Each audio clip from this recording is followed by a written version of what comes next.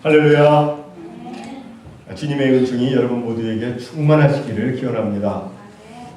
우리가 요한계시록을 보면 무서운 심판이 나와 있죠. 굉장히 두려운 심판. 요한계시록에 기록이 되어 있습니다. 그러나 무서운 심판만 나와 있는 것이 아니고 그 안에는 하나님의 뜨거운 사랑도 나와 있습니다. 이것을 우리는 오늘 본문 1절에서 발견해 볼 수가 있어요. 다 같이 한번 1절을 읽겠습니다. 시작. 일곱째 인을 떼실 때에 하늘이 반시간쯤 고요하더니. 여기 보면 반시가 나오는데 이 반시 동안은 당시 예루살렘 성전에서 향을 피울 때 잠시 침묵하며 기도하는 아주 그 짧은 시간을 의미하고 있습니다.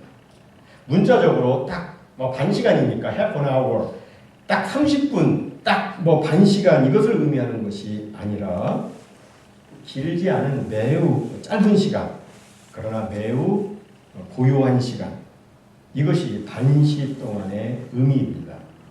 여기에 하나님의 사랑이 담겨 있어요. 그런데 이 반시 동안이 지나게 되면 무서운 재앙들이 쏟아지는 것을 우리는 그 다음 이어지는 구절에서 보게 됩니다. 읽어보시면 굉장히 엄청난 내용이 나오고 있습니다. 이렇게 볼 때 이 반시 동안의 고요는 이제 곧 터질 큰 심판을 앞에 놓고 있는 폭풍 전야의 고요인 것입니다. 그럼 왜 하나님께서는 무서운 진노의 심판을 앞두고 고요히 하나님은 계시는 것일까요? 두 가지 중요한 이유가 있는데 첫째는 회개하는 자에게 구원을 주기 위해서입니다. 우리 하나님은 사랑과 긍휼이 많으셔서 결단코 죄인이 죽는 것을 기뻐하지 아니하십니다. 다 같이 에스겔서 33장 11절 말씀을 읽겠습니다. 시작. 주 여호와의 말씀이니라. 나의 삶을 두고 맹세하노니 나는 악인이 죽는 것을 기뻐하지 아니하고 악인이 그의 길에서 돌이켜 떠나 사는 것을 기뻐하노라. 이스라엘 족속아 돌이키고 돌이키라. 너희 악한 길에서 떠나라. 어찌 죽고자 하느냐. 그러니까 이 반시 동안의 고요는 사람들이 큰 심판이 이르기 전에 회개하고 마귀의 올무에서 벗어나서 영원한 생명에 들어오기를 기다리는 하나님의 침묵의 시간인 것입니다. 이제 곧 무섭고 혹독한 큰 심판이 오게 될 터인데 그 전에 빨리 회개하고 심판에서 벗어나라는 것입니다. 이것을 우리는 이렇게 설명하면 좀 이해가 쉬울 것 같아요. 우리가 자녀들이 잘못을 했을 때 그 웬만한 잘못은 말이죠. 그렇게 하면 안 돼. 다시는 그렇게 하지 말아라. 이렇게 일러주면서 주의를 줍니다. 그리고 끝나죠. 하지만 정말 큰 잘못을 저질렀을 때는 그렇게 하지 않습니다. 불러다가 앉혀놓고 가만히 있습니다. 얼마 동안 아무 말도 없습니다. 이때가 아이들한테는 가장 무섭고 두려운 시간이고 동시에 뭔가를 깨닫는 그런 시간입니다. 그 시간이 바로 반시 동안의 고요인 것입니다. 그러면 우리는 이 반시 동안이 우리를 극진히도 사랑하시는 하나님께서 우리를 깨닫게 하시고 우리로 하여금 우리를 권고하시는 그런 시간임을 알 수가 있는 거예요. 회개하라고. 신앙생활 정말 잘 하라고. 정말 열심히 기도하라고. 영원히 잠든 자들아 깨어 일어나라고. 그리스도의 신부된 자들아 단장하고 기름 준비하라고. 지금 이럴 때가 아니라고 주님이 우리를 깨우며 촉구하는 시간인 것입니다. 사랑하는 성도 여러분, 하나님께서 나에게 주신 이 기다림의 시간을 놓치지 말기 바랍니다. 하나님이 내 생애에 주시는 이 반시 동안의 그 때를 놓치지 말기 바랍니다. 그 시간은 너무 짧아요. 매우 짧습니다. 다 같이 시편 90편 9절과 10절 말씀 같이 읽습니다. 시작. 우리의 평생이 순식간에 다하였나이다. 우리의 연수가 70이요 강건하면 80이라도 그 연수에 잘하는 수고와 슬픔뿐이요 신속히 가니 우리가 날아가나이다. 우리 인생은 정말 짧습니다.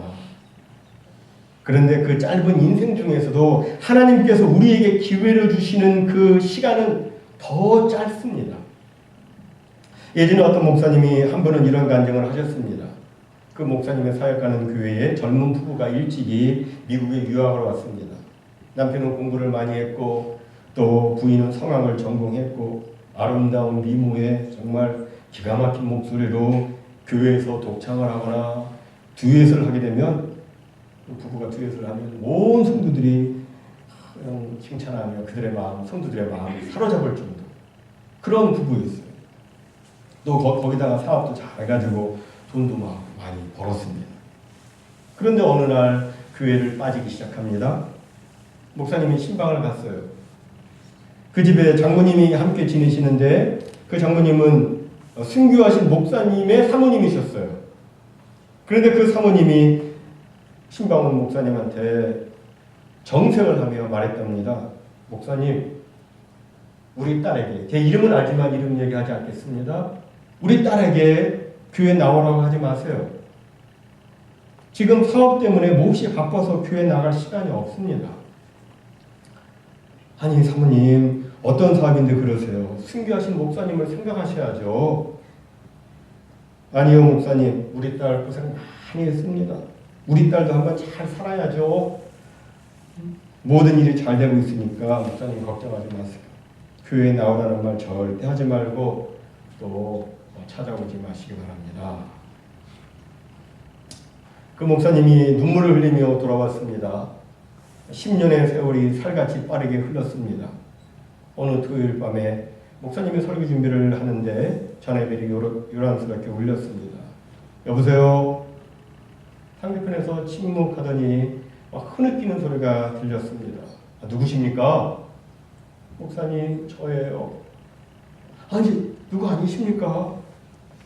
목사님은 제 목소리를 잊지 않고 계시는군요. 목사님, 저 어떻게 하면 좋아요? 제 눈이 안 보여요. 실명이 된 것입니다. 순교자 목사님이 외동딸로 하나님께서 좋은 남편 만나서 남부럽지 않게 살도록 모든 것을 다 주셨는데 그만 10년을 하나님 두려운 줄 모르고 살았던 것입니다. 다행히도 이 네 분이 하나님의 은혜로 다시금 회개하고 돌아왔는데 사랑하는 성도 여러분, 이 반시 동안의 그 고요를 놓치지 마시기 바랍니다. 이 반시 동안 하나님이 주신 우리에게 절호의 기회, 하나님을 경험하고 하나님을 체험하고 하나님께 더 가까이 나아갈 수 있는 그 기회, 그 반시 동안 우리는 깨어 있어야 됩니다. 다음 두 번째로 하나님께서 무서운 재앙을 앞에 두고 반시 동안 가만히 계시는 것은 우리 성도들의 기도를 듣기 위해서입니다. 다 같이 3절을 읽습니다. 또 다른 천사가 와서 제단 곁에 서서 금 향로를 가지고 많은 향을 받았으니 이는 모든 성도의 기도와 합하여 보좌 앞 금 제단에 드리고자 합니다. 여기 보면 성도의 기도가 금 향로에 담겨서 하나님의 보좌 앞 금 제단에 올려진다고 말씀하고 있습니다. 금 향로예요. 그리고 금으로 만든 제단이에요. 이것은 매우 귀하고도 영광스러운 것을 보여주고 있습니다. 그런데 우리 성도의 기도가 그렇다는 거예요. 우리 성도의 기도는 아무리 연약한 자의 기도라 할지라도 귀합니다. 우리 성도의 기도는 아무리 부족한 자의 기도라 할지라도 영광스럽습니다. 왜 귀하고 영광스럽습니까? 4절을 다 같이 읽습니다. 시작. 향연이 성도의 기도와 함께 천사의 손으로부터 하나님 앞으로 올라가는지라. 여기 보면 성도의 기도가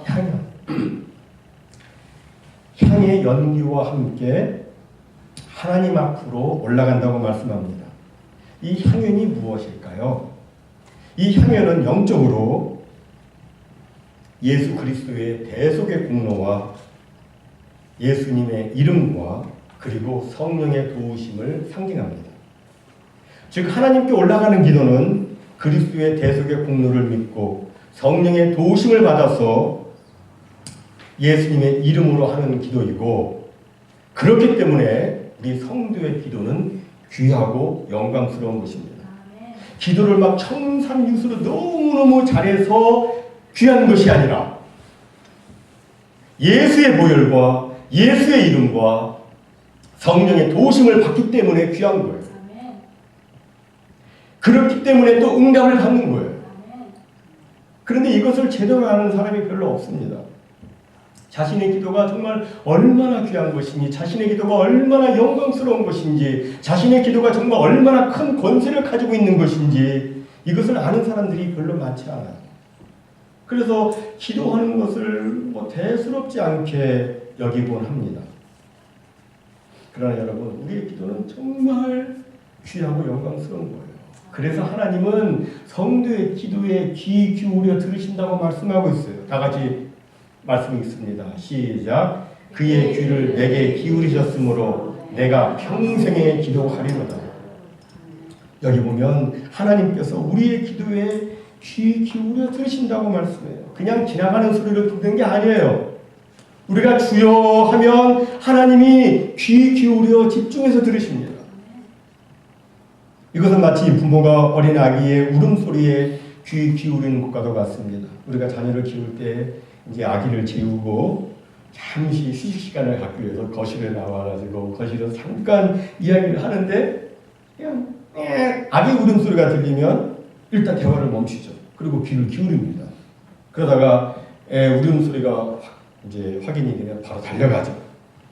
얘가 시끄러워서 깼는지, 불편해서 깼는지, 배가 고파서 깼는지, 쉬어서 깼는지 그걸 확인해서 해결해 줍니다.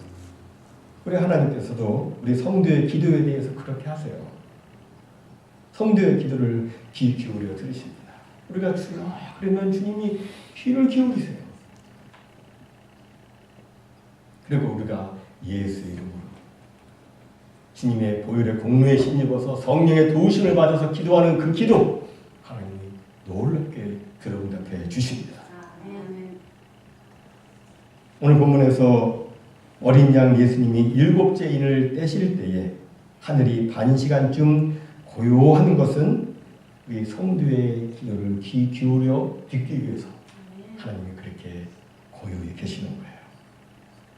우리의 기도를 들으시고 우리의 기도에 응답하기 위해서 하나님이 가만히 계시는 것입니다. 그런데 우리의 기도를 누가 하나님께 올리느냐? 조금 전에 읽은 4절 말씀을 보니까 천사가 성도의 기도를 금 향로에 담아 하나님 앞에 드린다고 말씀하고 있습니다. 사람들은 천사가 눈에 보이지 않으니까 마치 천사가 없는 것처럼 이렇게 생각을 합니다. 천사를 마치 옛날 동화의 그 상상 속의 그런 존재로 생각을 합니다. 하지만 예수님은 마태복음 18장 10절에서 이렇게 말씀하셨습니다. 다 같이 읽습니다. 삼가 이 작은 자 중에 하나도 업신여기지 말라. 너희에게 말하노니 그들의 천사들이 하늘에 계신 내 아버지의 얼굴을 항상 배옵느니라. 다시 말해서 각 성도에게 천사가 있는데 그 천사가 우리를 돕고 또 우리가 기도를 할 때 우리의 기도를 하나님께 올려드린다는 거예요. 우리 주님도 기도하셨을 때에 성경에 보니까 천사가 하늘로부터 나타나서 예수님을 도왔다고 말씀하고 있어요. 구약에서 다니엘도 막 기도를 하는데 이상 중에 천사 가브리엘이 내려와 가지고 그 하나님께 그 기도를 가지고 올라갔다고 말씀하고 있습니다. 그리고 천사 가브리엘이 기도 응답을 가지고 오는데 바사 왕국의 군주라고 표현된 마귀의 세력이 막 내려오지 못하게 그 막으니까 즉시 오질 못하고 21일 동안 내려오지 못하다가 천사장 미가엘의 도움을 받아서 기도 응답을 가지고 온 그런 내용이 나와 있습니다. 무슨 말입니까? 우리 성도가 기도를 시작하면 영계에서는 일대 전쟁이 시작된다는 말입니다. 여러분 왜 기도만 하려고 하면 자꾸 방해가 생기고 기도하지 못하게 자꾸 방해되는 일이 생기고 왜 자꾸 부정적인 생각이 막 자꾸 들고 또 일이 생기고 잡념이 생기고 뭐 졸음이 오는 것입니까? 그건 영적 전쟁이기 때문에 그래요. 영적 전쟁이 시작됐는데 마귀가 가만히 있을 리가 없는 거예요. 그러므로 우리는 기도를 할 때 이것은 전쟁이다 생각해요. 전쟁. 이것은 반드시 이겨야 되는 전쟁이에요. 영적 전쟁이다 라고 각오를 하고 막 힘쓰고 애써서 주님처럼 간절히 기도를 해야 됩니다. 우리 다 같이 누가복음 22장 44절을 읽습니다. 시작. 예수께서 힘쓰고 애써 더욱 간절히 기도하시니 땀이 땅에 떨어지는 핏방울같이 되더라. 여러분, 예수님의 기도는 조용히 묵상만 하는 그런 기도가 아니었습니다. 예수님의 기도는 뭐 입으로만 중얼거리는 그런 기도가 아니었어요. 여러분, 예수님의 기도는 말이죠, 돌 던질 만큼의 떨어진 그런 곳인데도 거기서 제자들이 다 들을 수 있는 크기의 기도였어요. 여러분, 돌 던지면 50m 나가나요? 우리 김영훈 집사님 50m 나가실 거고 더 나갈 수도 있지만 보통 한 30m는 나가요. 30m 떨어져 있다고 생각하세요. 그런데 예수님이 기도하는 소리가 들리는 거예요, 제자들한테. 근데 그 당시에 제자들은 어떤 상태였냐면 피곤해서 다 졸고 있었어요. 졸고 있는데도 예수님이 어떤 기도를 하셨는지 다 듣고 있었어요. 그래서 나중에 복음서 기록자들이 예수님이 이렇게 기도하셨다라고 기록을 했어요. 만약에 제대로 듣지 못했으면, 분명하게 듣지 못했으면 기록을 못했겠죠. 예수님의 기도는 침묵의 뭐 그런 기도, 물론 묵상 기도도 있지만 예수님의 기도는 간절한 기도였어요. 힘쓰고 애쓰는 기도였어요. 너무도 힘쓰고 애쓴 나머지 땀이 땅에 떨어지는 핏방울같이 되었다고 되어 있습니다. 우리가 알듯이 이스라엘은 말이죠, 일교차가 큽니다. 낮은 덥고 밤은 추워요. 게다가 예수님이 기도하신 그때는 6월절 전이었는 거로 또 밤이었어요. 그러니까 굉장히 춥습니다. 이스라엘 유학생의 말을 빌리자면 그 시즌에는 밖에 나가면 이빨이 막 탁탁탁탁 부딪힐 정도로 막 추워가지고 그렇게 춥대요, 밤에. 그렇게 추운 밤에 예수님께서 막 땀이 뚝뚝 떨어지도록 기도를 하셨다면 예수님의 기도는 정말 에너지를 쏟아서 막 간절히 힘쓰고 애쓰는 기도였음을 우리가 알 수 있습니다. 그러면 예수님께서 무엇을 위해서 그렇게 간절히 기도하셨습니까? 단순히 자기 살려달라고 그렇게 기도를 하신 것입니까? 아니죠. 예수님의 기도는 아버지의 뜻, 그 사명을 감당하게 해달라는 그런 기도였어요. 아버지의 뜻이 있는데 자신을 향한 아버지의 뜻, 자신의 사명을 잘 감당할 수 있도록 하나님 도와달라고 하는 기도였습니다. 다같이 누가복음 22장 42절 말씀이 있습니다. 시작. 아버지여, 만일 아버지의 뜻이거든 이 잔을 내게서 옮기시옵소서. 그러나 내 원대로 마시옵고 아버지의 원대로 되기를 원하나이다. 사실 예수님이 그 밤에 기도를 하시다가 그 밤에 벌떡 일어나가지고 예수님이 어디서 기도하셨어요? 겟세마네 동산에서 기도하셨죠? 근데 겟세마네 동산 바로 뒤에가 무슨 산이냐면 감람산이에요. 근데 감람산 뒤로 가면은 뭐가 있냐면은 유대 광야가 펼쳐져 있습니다. 유대 광야예요. 거기에 예수님이 기도하시다가 벌떡 일어나가지고 그냥 감람산 넘어가지고 유대 광야로 딱 들어가시면 아무도 못 찾아요.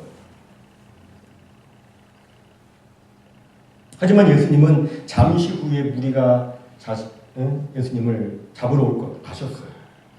또 내일 아침이면 자신이 채찍에 맞고 십자가에 처형될 것을 아셨어요. 그러면서도 예수님은 그 자리에서 도망가지 않으시고 기도를 하셨어요.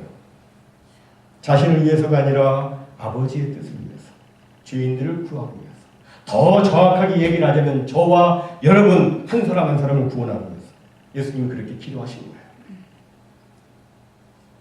간절히 힘쓰고 애써 기도하셨어요. 우리도 물론 간절한 기도 종종 하죠. 간절히 기도하죠. 그러나 대부분 답답한 내 문제 때문에 기도하는 경우가 많습니다. 다른 사람을 위해서 정말 막 그렇게 간절히 기도하는 경우는 별로 많지 않아요. 그러나 예수님은 제자들을 위해서 그리고 저와 여러분을 위해서 땀이 핏방울이 되도록 애써 기도하셨습니다. 사랑하는 성도 여러분, 이제는 우리 차례입니다. 이제는 우리가 다른 사람을 위해서 그렇게 간절히 기도해야 될 때가 되었습니다. 기도해야 할 때가 되었어요.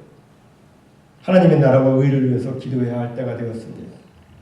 대체로 성도들은 기도하라는 말이 정말 참 듣기 어려운가 봐요. 다른 말은 순종을 잘 하다가도 기도하라는 말은 참 이렇게 듣기가 어려운가 봐요. 잘 안 듣습니다. 기도합시다. 그러면 힘들어하세요. 뭐 예수님이 제자들도 똑같았죠. 피곤해서 그렇고 힘들어서 그렇고 또 바빠서 그렇고 뭐 그렇습니다.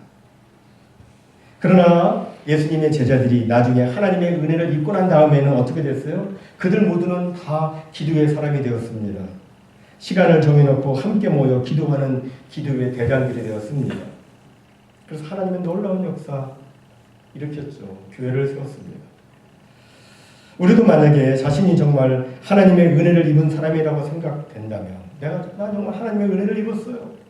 하나님 감사해요. 이렇게 자신을 그렇게 생각한다면 그리고 자신이 정말 기도의 은혜를 한 번이라도 맛보았다고 그런 생각이 든다면 하나님이 내 기도를 들어응답해 주셨다고 하는 그런 경험이 한 번이라도 있다면 그러면 우리는 시간을 정해놓고 다른 사람을 위해서 또한 기도를 해야 합니다.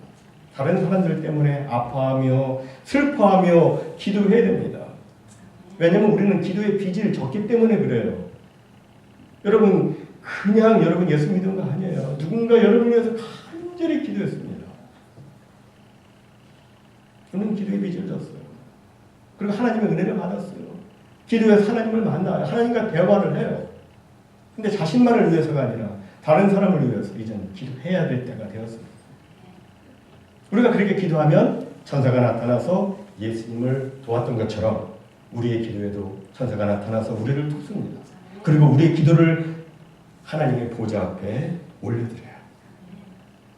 이제 5절 말씀 다 같이 읽습니다. 시작. 천사가 향로를 가지고 제단에 불을 담아다가 땅에 쏟음에 우레와 음성과 번개와 지진이 나더라. 여기 보면 천사가 향로를 가지고 제단에 불을 담아다가 땅에 쏟았다라고 되어 있어요. 이 향로는 성도의 기도를 담아 올렸던 향로입니다. 그런데 그 향로에다가 제단의 불을 담아 땅에 쏟았습니다. 그랬더니 천둥 소리가 나고 요란한 큰 소리가 나고 번개와 지진이 났습니다. 드디어 진노의 심판이 시작되는 거예요. 이것을 보면 우리 향로는 말이죠. 성도에게 있어서는 기도를 담아 올리는 그릇이기도 하지만 경건치 않은 사람들에게는 진노의 불을 담아 쏟는 심판의 그릇임을 또한 알 수가 있어요. 주님은 일찍이 누가복음 12장 49절에서 이런 말씀을 하셨습니다. 다 같이 읽습니다. 내가 불을 땅에 던지러 왔노니 주님은 땅에 불을 던지러 왔다고 하시는데 여러분 이 불은 성령의 불이면서 동시에 심판의 불입니다.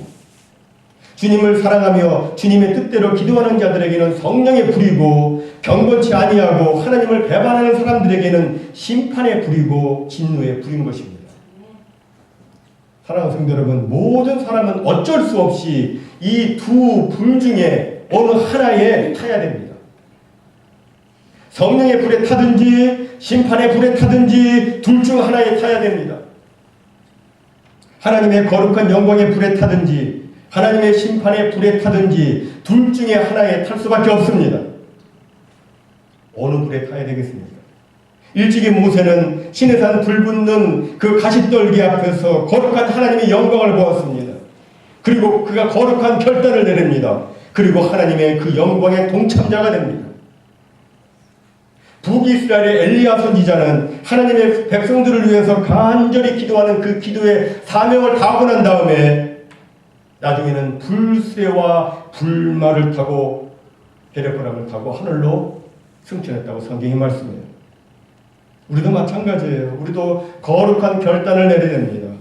기도함으로 하나님의 그 영광의 동참자가 되어야 됩니다. 거기에 아니면 반대예요.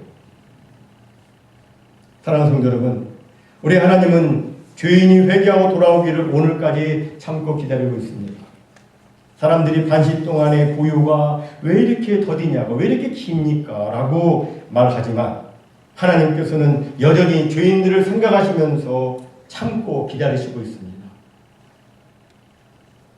이런 하나님의 마음을 안다면 우리는 언제까지 기도하지 않고 가만히 있을 수 있겠습니까? 언제까지 불신적인 생활을 하고 언제까지 내 마음대로 고집하며 살 수 있겠습니까? 그것을 안다면 그렇게 못하죠. 하나님은 지금 우리에게 반시 동안의 고요를 주셨습니다. 하나님 앞에 통회하고 자백하고 회개하여 다시금 온전히 회복되도록 하나님께서 기회를 주셨어요. 우리가 하나님의 나라와 의를 위해서 힘쓰고 애써서 주님의 영광 크게 드높이며 주변의 사람들을 주님께 돌아오게 하도록 하나님은 우리에게 반시 동안의 기회를 주셨어요. 이 기회를 놓치지 않고 이 마지막 때 아름답고도 존귀한 주님의 그릇으로 쓰임받는 우리 모두가 다 되시기를 주님의 이름으로 축원합니다.